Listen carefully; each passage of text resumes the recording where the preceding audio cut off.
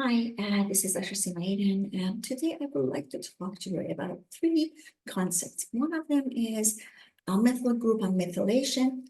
The other one is epigenetics, and the third one is genetic or genomic imprinting. And I can assure you that I do my best to make it as simple as possible because it is important for all of you as enlightened healthcare consumers to know about the latest empowering tools available to you, which, one of them would be genetic testing. Genetic testing, I do believe that is a new dimension to understand about health and disease in a way that pertains to us, very individualized.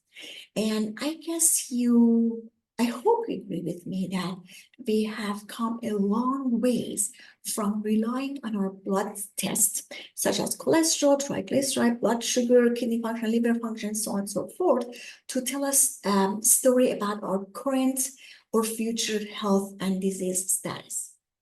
Now, having said that, let's talk about what is methylation. And before we talk about methylation, let's talk about what is methyl group. Methyl group is a molecule. It's a very small, tiny molecule that is made of a center carbon atom.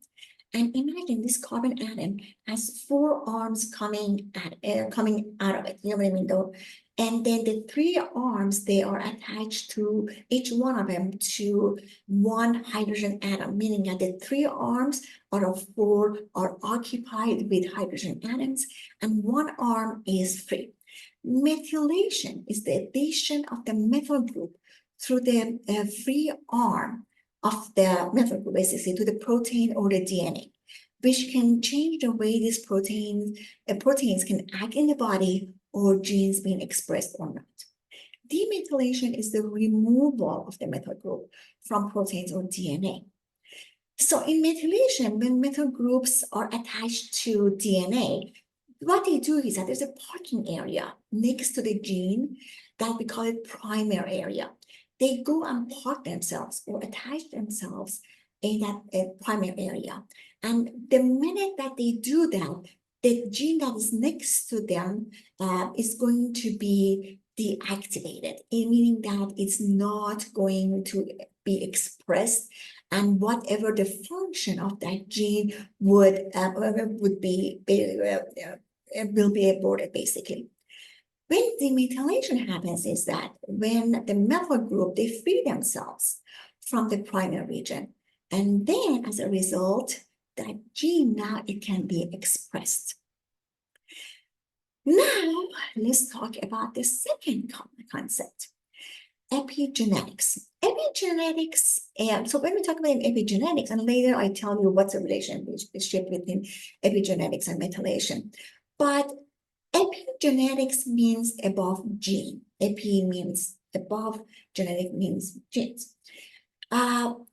Basically, it means that there are factors that are not part of our genes, but they can influence the way our genes express themselves or behave, whether in our favor or not. So we have the power to manipulate our gene expression in our favor or against it. And this is in the epigenetic concept is where methylation shines, basically. Methylation, as I said, affects every single gene and happens billion times per second. So it's very, very important, right? Every gene can be brought in balance or out of balance based on the methylation status, right? Basically, methylation can bring the best or the worst out of our genes. But then, on the other hand, there's hope. Because our genes, if we are realizing the genes are not the bottom line. Epigenetics seems to have more power over the expression of our genes and the actual structure of the genes. So as I said, on the other hand, our environment, lifestyle, diet, life circumstances can affect and influence the methylation. And I think it is a good place to segue to talk about how when I'm talking about the genetic imprinting, which is the third concept I want to teach you. So genomic imprinting happens at the moment that the newborn is born, basically the moment it's born. The events that happens based on the stress level of the mom at the time of the delivery and the stress level of the newborn, interactions between the mom and the newborn, the bonding or lack of it, and the environment that the birth is happening. All of these factors, basically, they create a pathways and patterns on the newborn DNA that we call it genomic imprinting, right? That can configure and influence its mood and stress responses. Bonding that happens between the newborn and the mother actually is a form of epigenetics that can influence methylation and demethylation. So now we are connecting methylation, epigenetics, and genetic imprinting, correct? And so as we said that it can, the bonding is a form of epigenetics and can influence methylation, demethylation, balance, and the processes, and eventually it can dictate whether or not a specific gene will be expressed or not. So let me give you an example so it will be easier to understand, especially the genomic imprinting. When pups are being licked by their mom, demethylation of the glucocorticoid gene happens that basically modulates the immune system, correct? And the pups end up becoming calm.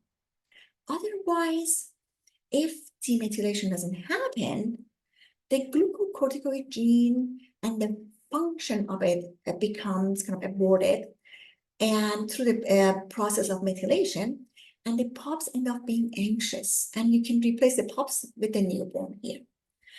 So I think I gave you enough information for today. And again, I just wanted to remember, my goal is for you to know your genes and control your health. Take care and see you next time.